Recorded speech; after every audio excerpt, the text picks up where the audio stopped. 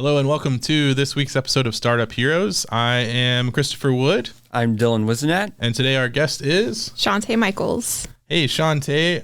Welcome to our show. Thanks for joining us. And it's a little cold outside, isn't it? It's very cold, yes. Yeah, it's very cold. So today is going to be a special episode of Startup Heroes. We're actually doing a testimonial with Shawnté. She's been working with our HiveThink coaching program, our small business accelerator for, what has it been, like 3 months now? 2 months? Yeah, 4 something months? like that. It started at the end of September. Okay. Yeah. So like 2.5 months? Yeah. That's awesome. It feels like it's been way longer, honestly. Like I feel like I've known you for forever now. Yeah, a lot's happened. Yeah. So today we're just going to pick her brain about what it's been like working with us and learn a lot more about her business and her journey. And then we'll go from there. So Shawnté, first, give us your elevator pitch on your business. What is it? Yeah, so I own The Better Bakery. It is a vegan, gluten-free, soy-free bakery where everything is also made with healthy alternatives. The way that I started was I just started cooking for myself in a more healthy way and working out. I actually joined over at Sweat Club Gym on Memorial Drive. And several of the people there were kind of seeing the pastries I was making for myself, and they were like, hey, can you make me some? Like, I'm also interested in eating healthier pastries. So I was like, okay, I'll make some for you. And I made a business out of it. So, that's awesome. Yeah. So how long have you been in business? It will be 2 years in March. Oh, wow. That's awesome. 2 years. So where do you cook out of? Right now I cook out of my home kitchen. Yeah. Mm-hmm. And something changed recently to make that more accessible, right? Yeah, actually, Tennessee just passed a state law or an amendment to the state law to make it more accessible for different small business bakers in Tennessee to be able to sell out of their homes. So that was awesome. I was previously baking out of Goodman Coffee Shop in their commercial kitchen. That was great too. Shout out to Goodman's. They have awesome coffee and awesome pastries too. Yeah, definitely a good group there. Yeah. So that was fantastic. I still am well connected with them. They're awesome people. Yeah, they're great. I think that from my understanding, Ian Goodman and them were the first people to bring real third wave coffee to Chattanooga with gray fryers, like way back when. Yeah. I don't know of another third wave coffee shop that existed before gray fryers. So they're really great. They're very focused on ethical sourcing, which is awesome. Great. So let's start with kind of your journey before you were working with us and you were kind of doing it by yourself. So what's your relationship with business in general and how long have you been interested in it? Yeah. So going into college, I had this grandiose plan to be a neurosurgeon and to open up my own practice. Oh my gosh. So I went in with a major in biology, a minor in chemistry, and a minor in business. Oh my gosh. So I went in, the first business class had a book that just right off the bat was $300 out of pocket just for the book. And I was like, I can't afford to have this as a minor. So I dropped that class and I was like, you know what? I'm not going to get a business minor. It's fine. About halfway through is when I started becoming more interested in the physical health side of biology. So wellness and nutrition as opposed to surgery and microbiology. And that was kind of when I started cooking for myself more healthily and working out more. And I never thought that I was going to actually have a baking business. I kind of just threw the whole business thing out the window once I saw that price tag for that book. That threw me off. And now I wish I actually had gotten that business minor. But after college, it's just been kind of learning along the way, just following what I love to do, just baking and learning about nutrition, and the business thing has just been kind of slowly coming on top of that. So what were you doing before you got into the bakery side? I worked in a few labs. I worked at Chatham, which is now Sanofi. And then from there I went to Chatham Chemicals. And then after that is when I started doing the baking stuff. Yeah. Is this kind of like bye to the chemistry world and Like you're happy with where you're at? Like, is this the long-term plan? I feel like this is more of an extension of the chemistry world. Like, yeah. I mean, absolutely. Yeah. Yeah. Like a lot of what I do honestly feels like what I did when I was working in a research and development lab, where it's like I have, there I was given a prompt from the marketing department. They're like, our customers want this. So hit the lab bench, make that. With the raw materials that you have. I feel like this is a lot of the same thing. Yeah. I'm like, I have an end goal. I have customers who want this. So I hit the kitchen. That's so cool. And it's then just piece that together. It's like the combination of science and business and marketing. Yeah. And, wow, that's amazing. So obviously there's a jump to go from, hey, I'm baking for myself and people like it, to, hey, I'm going to become a full-time baker. What was going on in your head? Why were you like, I want to do this? And then what led to that first like big jump? Yeah. So a lot of it, I mean, I feel like a lot of home bakers start out this way, where they just bake stuff for their friends and family. And then people are like, wait, that was amazing. Make more. And you're like, I might be onto something. Yeah. Yeah. And then I kind of had to put that on pause for a while to make sure I had all my paperwork in place, because I was like, well, if I'm going to be making a business out of this, I'm going to do it right.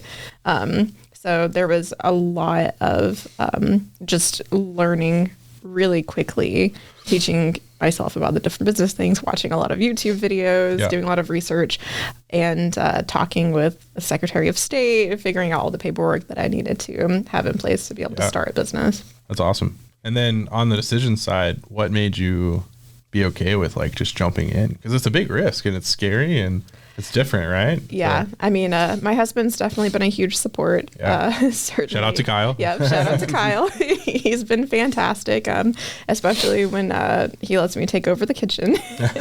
So just having that support in place, having someone there who I know is rooting for me and just gave me the go ahead and understands that it's definitely, especially at the beginning, a financial struggle trying to get something built up, because I'm completely doing this full time. So it's like, this is my source of income, but it takes a lot of upfront costs. So having him there as a support has definitely been huge. That's incredible. So obviously you said you've been doing this for 2 years. What were some of your biggest frustrations and challenges when you started off, and even after you started, as you continued to grow and do more stuff, what have been some of your frustrations?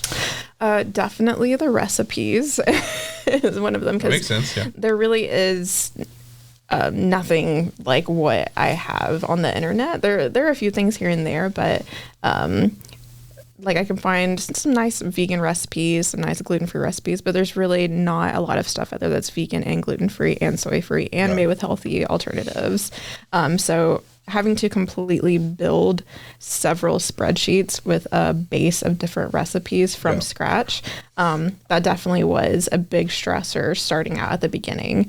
But you were probably uniquely trained with your chemistry background to, because I was polymer science for a few years undergrad, and I remember the labs, and it was like you had to take meticulous notes on everything. So I'm sure that part was a little familiar to you almost. Very much so, yeah. But at the same time, even there's precedence to everything, and you're like trying to meet the same results as something that's already been done before.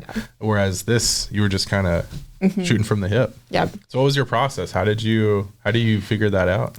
Yeah, I mean, a lot of it was the flours, and I'm sure anyone who cooks in a gluten-free way especially can tell you that that's a huge struggle, just trying to find a good way to make something with gluten-free flours that's not gummy or not dry. So that was a huge thing, just figuring out the different ratios of flours, putting it together, tasting it, making people around me taste it. Yeah. So Kyle, especially, I'm sorry, I made you eat a lot of not so great things at the beginning there. Yeah. But what was your original base recipe that you've kind of pivoted from? Yeah.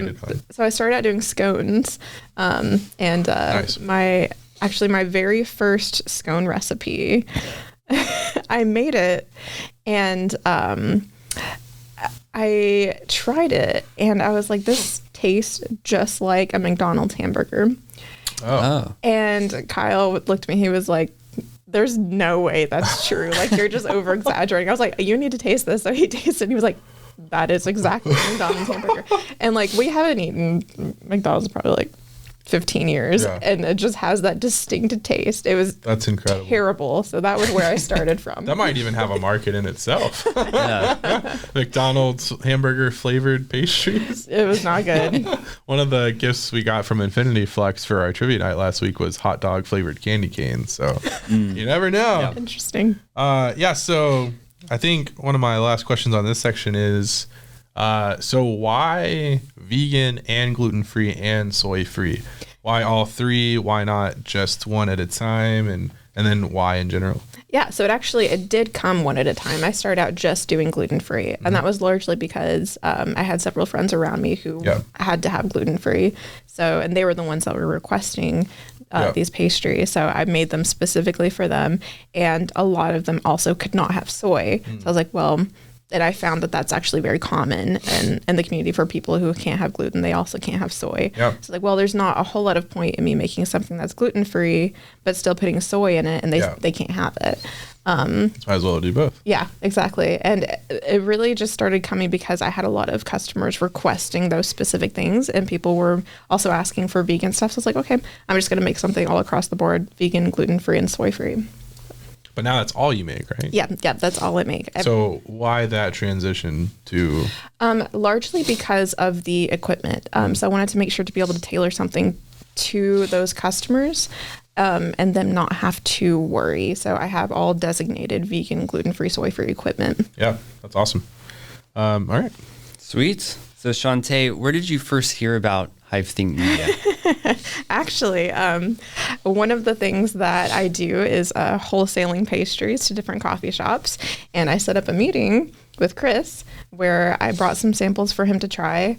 And then right after the meeting, he was like, hey, we are having a free seminar for HiveThink. And you were welcome to come. I was like, hey, great, sounds good. So I came and I was hooked. I was like, this sounds amazing. These guys are awesome. And they truly care about the people and what they do. And I want to be a part of this. Awesome. Yeah. I don't think I knew that, honestly. Yeah. That's great. I mean, I knew that, obviously, but yeah, that's awesome. Yeah, it was the one over at the camp house. Yeah, that's right. Mm-hmm. That one was fun. Yep. I forgot that was like the day after we met. Yep. Or the day of, maybe. I don't know which one. Yeah. That's awesome. Yeah. Nice. So whenever you went to that seminar, what did something pique your interest that wanted you to join the group and like learn more about us, or how did that work out? Yeah. Just listening to you guys talk, you were so genuine about just everything that you talked about. You very much came across as knowing business and knowing what you're talking about, and especially your emphasis on the person behind the business. That was very attractive. I was like, that's something that I would definitely love to implement into my business, because I haven't really had much mentoring outside of just like online stuff. Mm-hmm. So I was like, this is a great way to get connected here in the community. And you guys do a lot of like community work too, outside of just your own personal businesses, which I think is awesome. And that seminar was on building a why-based business, right? Like Simon Sinek oriented, Brene Brown. I think so. Yeah. I've talked to you guys so much since then. Yeah. Now I think that was my favorite one we've done so far, but that's just because I love talking about Simon Sinek. Right. Yeah. He seems to make an appearance in most of the those things we do. But it's great. It's helpful. Yeah. It's always great information. Yeah. Yeah, definitely. So have you seen any noticeable results since you've joined HiveThink? Absolutely, yeah. Very tangible results, which has been awesome. So one huge example is I started making cakes in July. And from July to the end of September, when I started with you guys, I had a total of 5 cake orders. And I didn't really have a great system in place. It was more like, over the phone kind of stuff. And just this past week, I made 10 cakes.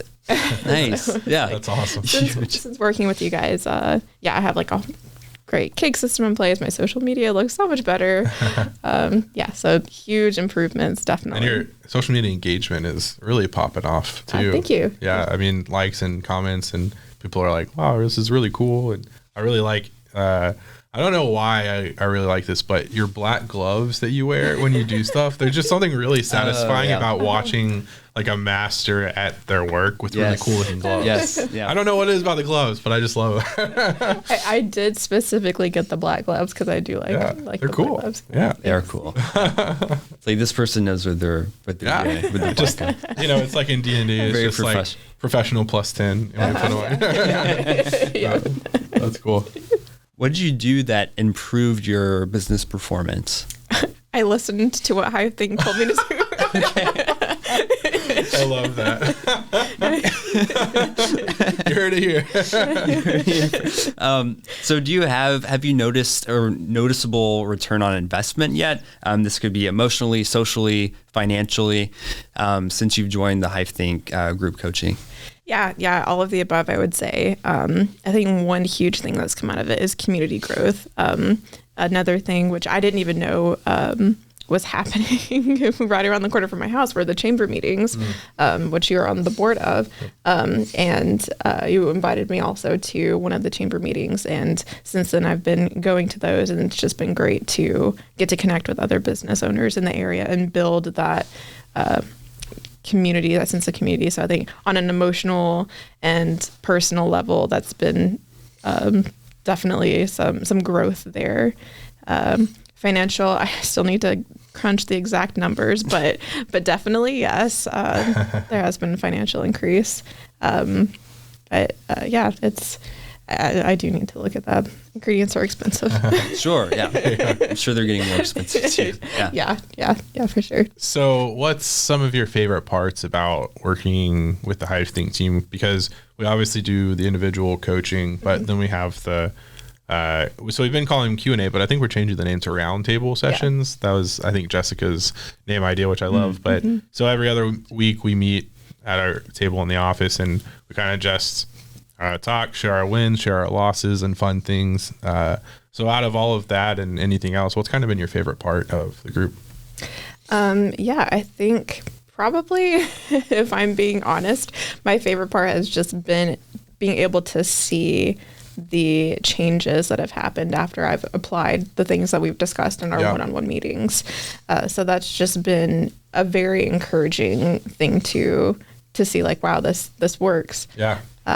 It's exciting for us too, because we've had a fair amount of clients, and a lot, there's kind of three categories. There's people we work with and they do none of what we say might work. There's people that we work with and they do some of what we say, and then there's people that do everything that we talk about. And you've done not just everything that we've talked about, but also more. And I feel like, so our very first meeting that we did the individual coaching, most of the meeting was about your website and how you wanted to do more cakes, but there weren't any cakes on your website. And like you said, you didn't have the best system worked out.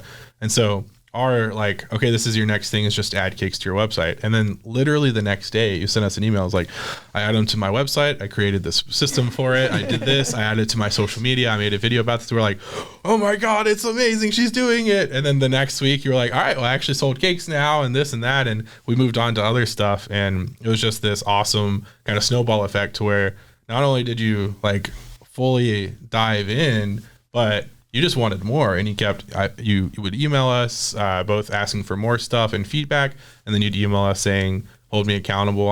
I want to do this by this time tomorrow or next week, and if I don't, call me out for it.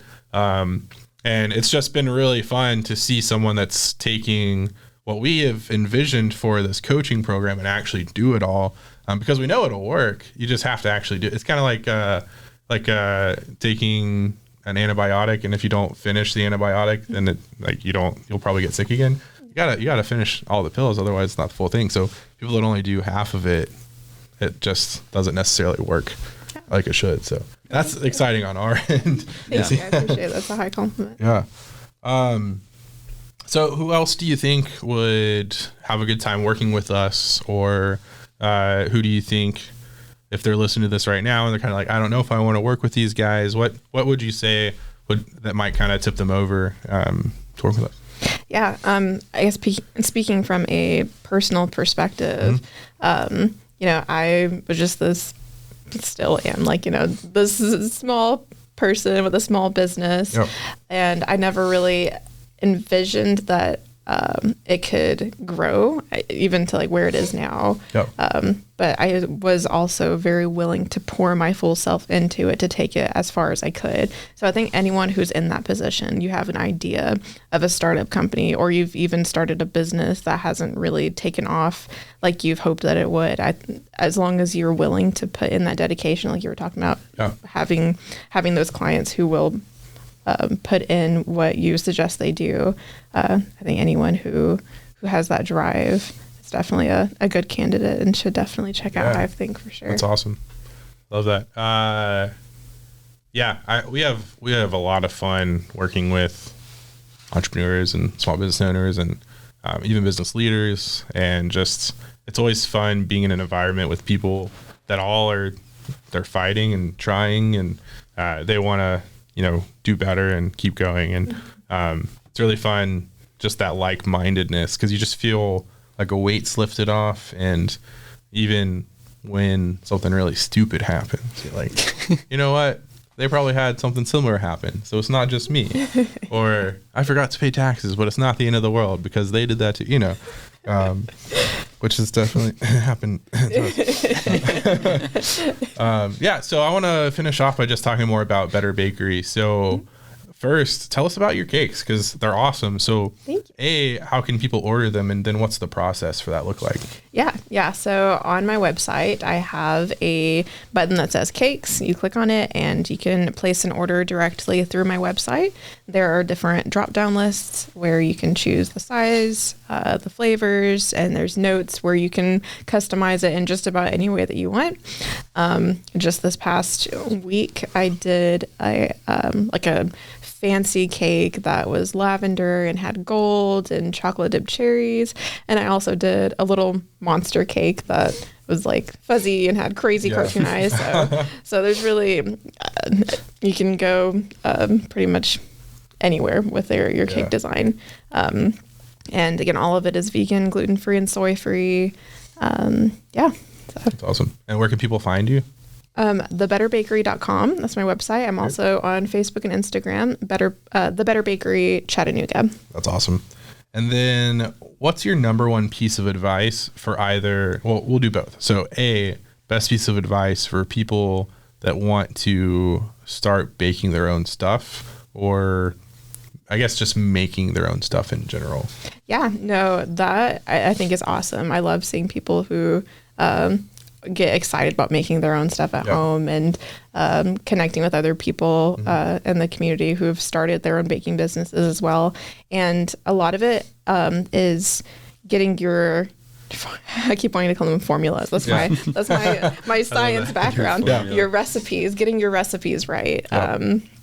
And having those in place, having a good product to come out of the door with is very, very important. Because once you put something out there and people try it, that's how people associate you. So it's like, if it's something bad that you haven't solidified yet, they're going to try it and they're going to be like, wow, I'm never going to get this again. Even though you may improve down the road with your recipes, they're still going to have that first impression of you. First impressions are huge. And then what would your number one piece of advice be for people that specifically want to get into vegan pastries and stuff? Do a lot of research. I guess specifically speaking from a baking standpoint, a big thing is proteins. So making sure that you have something in there that provides some stability. What kind of proteins do you use? I use pea protein, and I also use flaxseed as well. Nice. That's awesome. Normally that would be what, like normal flour? Yeah, so gluten would be your normal protein, which vegan bakers can use gluten. So, but if you're... But you make it harder. Yeah, I do. I love it. What's your favorite product to make? Cakes. Cakes? For sure, yeah. Yep. That's good. That's awesome. And then what's your least favorite to make? Ooh, actually, I disliked making these so much, I took them off my menu. Donuts. Okay. Yeah, so I've had people ask me like, oh, can you like bring them back? Like maybe one day, but right now I'm just trying to focus on Were they baked or fried donuts? Baked. Okay. Yeah. So what about them did you just? The main thing I would say is the fact that it has to be in a mold that is baked in. So that just adds a whole nother layer of time having to go through and make sure that each one of them individually comes out well out of the mold, and then also like dipping each one of them or decorating each one of them. Yeah, they're just my least favorite thing. Well, I think it's smart to take them off your menu. Yeah, they may come back one day, but right now I'm focusing mainly on cakes and muffins. Stay tuned. Do you have any final questions? Nope. Great. No. So yeah, I would like to just say whoever listens or watches this, what do you want them to walk away from this knowing about you and the Better Bakery? One large thing that we try to do is focus on community, and you guys have done well to help teach me how to do that. So one thing that you talk a lot about is unreasonable hospitality. Yep. And I think that's fantastic, and we try to implement that into what we do. Like this past week, we had someone who told us that a friend of theirs is completely vegan, gluten-free, and soy-free. And so we reached out to her and we're like, hey, your friend told us this about you. Usually our customer base is just one or two of those things. Yeah. And we were like, it must be extremely difficult for you to find food ever to eat. So we would like to make you a loaf of our banana nut bread so you don't have to order breakfast for a couple of days. So we made her a loaf of that, and just little things like that we are trying to be more community based and more personable with. Okay, but how did they react? They loved it. They reached out to us and they were like, you have a customer for life. It was fantastic. And how hard was that? It felt great. It was not difficult. It's not whatsoever. hard, but it's so impactful. Yeah. And we talked about in the episode that came out today, which will probably be a couple weeks ago when this comes out, but the one size fits one mentality, which I'd never heard it phrased that way, and I love it. And it's so impactful to try and craft these things, but you're not trying to always do it. That's the big thing. Like, I feel like it's binary for a lot of people. Either it's one size fits all or one size fits one, and it has to be every time. But just waiting for those organic moments where someone said, hey, they're vegan, gluten-free, and soy-free, and then you were like, oh, I think they would enjoy this. And then you actually did it. It's all three of those, the organic, the idea, and the execution, that really leads to that success. So that's really cool. I love stories like that. It works. It works. Yeah, it works. There's proof. Kindness works. Kindness is fun because you feel good, they feel good, people watching feel good. That's why Hallmark movies are so popular. It's because it's just like half of it is just, this guy's trying to do this really nice thing for someone, or, save the town's cow. I don't know. And it's snowing. My mom loves it. Yeah. I love it, honestly. Yeah. I'll watch it with her. Yeah. Do it. No, but I love stories like that. And just that's why I made this business, was for mainly to help people with health and finding people who have that need. And just even when I do markets and stuff, having someone come out to me and be like, wow, like I can have these. It's always just like, yes, that's what I do this for. I'm so happy. So they're like, wait, what? Yeah. All three? Yeah. So we haven't dug too much into this yet, but kind of at the end. But so what inspired the health part of it? Like when you originally started baking? Yeah, so it was my own personal health journey. Going into college and toward the end of my high school years, I'd gained quite a bit of weight.